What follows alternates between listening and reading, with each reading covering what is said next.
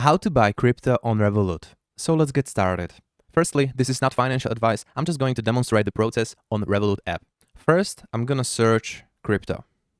And as you can see, I get some cryptocurrencies here. If I click on show more, I will see more cryptocurrencies. If you know which cryptocurrency you would like to buy, you can simply search Bitcoin like this, and then select the Bitcoin. Now we can see the chart. Then we can see some stats information, market cap, and so on, some news, and some information about Bitcoin, official website and white paper. And all the way down below, you can see the buy button. Click on it. First, you need to read this carefully, these informations about crypto, buying crypto. Then after you accept, you can buy crypto.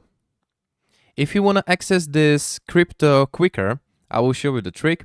If you don't see the crypto tab here on this bar down below, you can click on your profile picture.